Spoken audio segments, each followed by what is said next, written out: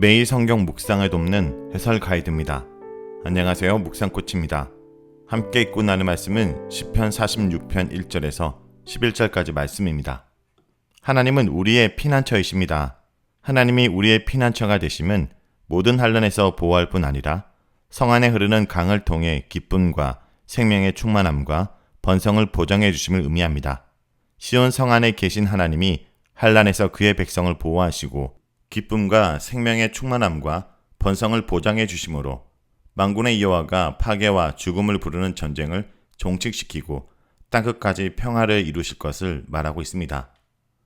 1절에서 3절 읽겠습니다. 하나님은 우리의 피난처시요 힘이시니 환난 중에 만날 큰 도움이시라. 그러므로 땅이 변하든지 산이 흔들려 바다 가운데 빠지든지 바닷물이 솟아나고 뛰놀든지 그것이 넘침으로 산이 흔들릴지라도 우리는 두려워하지 아니하리로다. 1절에서 3절은 환난 가운데 피난처가 되시는 하나님을 노래합니다.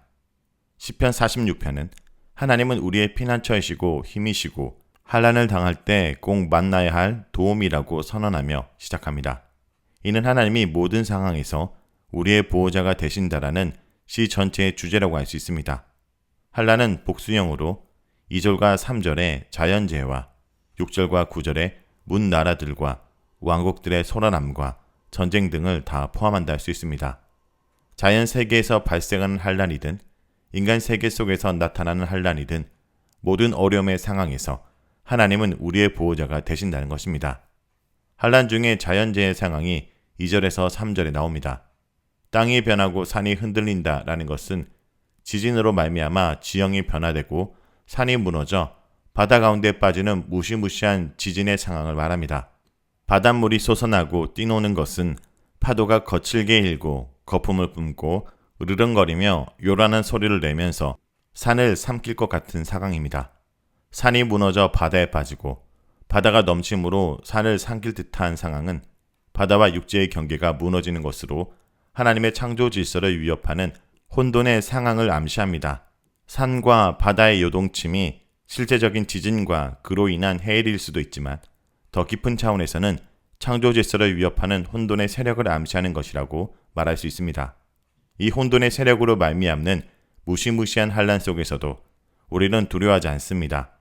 하나님이 모든 상황에서 우리의 보호자가 되심에 대한 시인과 그 공동체의 확신의 고백입니다. 다음은 4절에서 7절에 읽겠습니다. 한 시내가 있어 나뉘어 흘러 하나님의 성 곧 지존하신 이의 성소를 기쁘게 하도다. 하나님이 그 성 중에 계심에 성이 흔들리지 아니할 것이라. 새벽에 하나님이 도우시도다. 문나라가 떠들며 왕국이 흔들렸더니 그가 소리를 내시며 땅이 녹았도다. 만군의 여호와께서 우리와 함께 하시니 야곱의 하나님은 우리의 피난처시로다. 4절에서 7절은 시온 성의 안전과 기쁨을 보장하신 하나님에 대한 내용입니다. 3절의 바다와 4절의 시내가 공통점이 없는 것은 아니지만 요동치는 혼돈의 상황을 이야기하는 바다와 기쁨을 주는 강이 대조되면서 4절에서 분위기가 갑자기 바뀝니다. 뿐만 아니라 하나님의 성이 새롭게 소개되므로 내용도 달라집니다.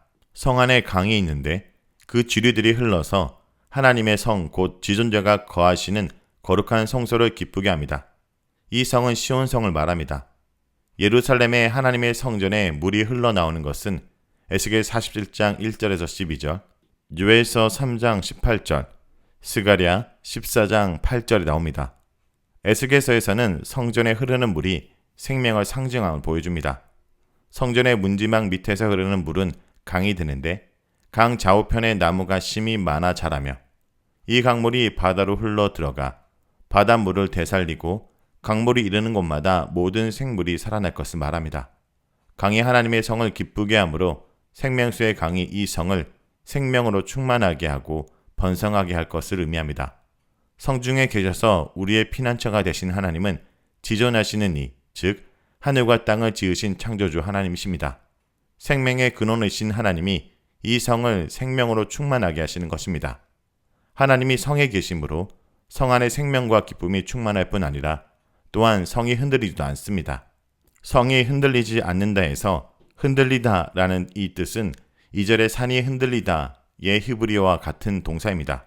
고정된 것과 안정된 것의 상징이라 할 수 있는 산이 흔들려 무너질지라도 하나님의 성은 무너지지 않습니다.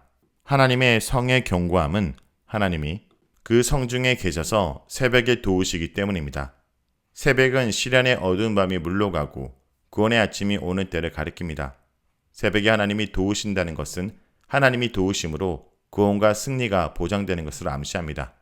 문나라가 떠들다의 동사 떠들다는 3절의 바닷물이 솟아나다와 히브리어로 같은 동사입니다. 바닷물이 으르렁거리며 무서운 파도가 산을 삼키 듯한 상황과 대비하여 문나라의 떠듬은 문나라들이 하나님의 성을 향해 물밀듯 쳐들어온 것을 의미합니다. 왕국이 흔들렸다라는 동사는 2절에 산이 흔들리다와 5절에 성이 흔들리지 않는다와 히브리어로 같은 동사입니다. 고정된 것과 안정된 것의 상징인 불변할 것 같은 산이 무너지듯이 천하를 호령하는 강력한 왕국들이 패하고 무너져 버렸습니다. 물밀듯 쳐들어오는 온 이방 나라들이 퇴폐한 것은 지존하신 이가 더 큰 소리를 바라셨기 때문입니다.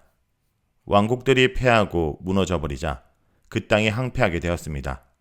불변의 상징으로 절대 무너지지 않을 것 같은 산이 무너지고 강력한 제국들이 멸망을 당하는 환란의 상황 속에서도 여호와가 계신 시온성은 흔들리지 않고 무너지지 않습니다.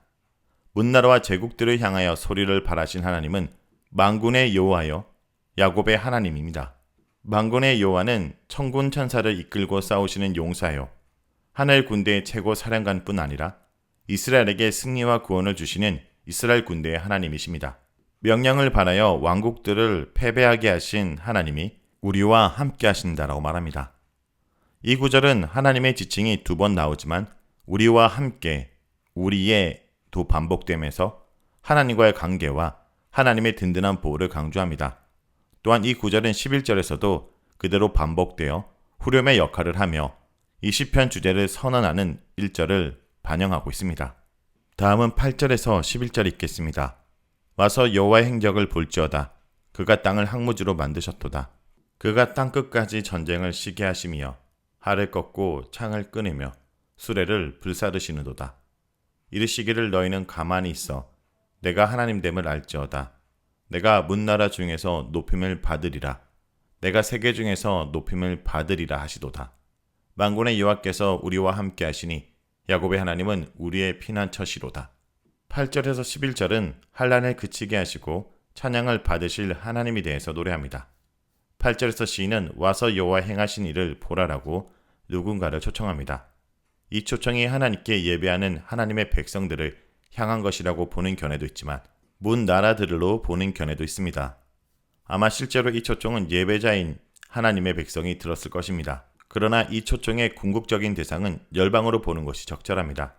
하나님이 하신 일이 땅끝까지 미치며 하나님이 문나라에서 세계 중에 높임을 받으실 것이기 때문입니다. 하나님이 행하신 일이 8절과 9절에 나타납니다. 먼저 여호와가 땅을 항무지로 만드셨다. 땅을 항폐하게 하심은 이라는 표현은 주민의 악을 심판하기 위한 것이며 여호와의 절대 주권을 나타냅니다. 여호와가 땅을 항폐하게 하심은 인간의 모든 파괴적인 행동을 무너뜨리는 것입니다. 이는 9절에 전쟁을 시게 하신다는 것과 일치합니다. 여호와가 땅끝까지 전쟁을 그치게 하심은 파괴와 죽음을 부르는 전쟁을 끝내고 평화 생명을 되찾게 하시는 것입니다. 활과 창과 병거 등의 전쟁 무기들은 더 이상 쓸모없게 만드십니다. 하나님의 행하신 일을 와서 보라고 초청한 자들에게 이제 하나님의 말씀을 선포합니다. 가만히 있으라는 것은 단순히 조용히 하라, 잠잠하라 라는 뜻보다는 너희 모든 무기를 버려라, 모든 수단과 방법을 내려놓으라는 것입니다. 내가 하나님됨을 알라 라는 명령에는 여호와를 알 뿐 아니라 그에 합당한 반응을 보이는 것이 포함됩니다. 여호와는 자연 세계에서와 인간 세계에서 절대 주권을 행하시는 분이요 파괴와 살육의 전쟁을 그치게 하고 생명과 평화와 번영을 원하시며 보장하시는 분입니다. 이런 하나님께 대한 합당한 반응은 먼저 모든 무기, 모든 수단과 방법을 포기하고 하나님을 전적으로 의지하고 하나님의 절대 주권의 통치에 모든 것을 맡기는 겁니다. 그리고 또 하나의 반응은 하나님을 인정하고 합당한 예배와 찬양을 드리는 겁니다. 땅끝까지 전쟁을 시게 하시는 절대 주권의 하나님을 세계의 모든 나라가 경배하며 찬양할 것입니다. 마지막으로 만군의 여호와가 이스라엘의 보호자 되심을 선언하며 마칩니다. 마지막 절인 11절은 1절과 수미상관을 이루며 시를 마무리합니다. 자, 여기까지가 시편 46편 1절에서 11절까지 말씀입니다. 오늘 말씀을 통해 우리는 무엇을 묵상하고 적용해야 될까요? 하나님만이 우리의 도움이십니다. 창조의 하나님, 역사의 주인이신 하나님, 모든 열방 위에 계신 그 하나님이 우리의 피난처이시며 힘이시고 큰 도움이 되십니다. 우리가 평안할 때나 그늘진 사막의 골짜기를 지날 때도 주님이 우리와 함께 하시며 우리를 책임져 주십니다. 세상이 우리에게서 모든 것을 빼앗아가도 하나님만은 빼앗을 수 없습니다. 그러니 오늘 하루도 실체 없는 불안이나 두려움을 멈추고 하나님께 피하고 하나님께 나아가십시오.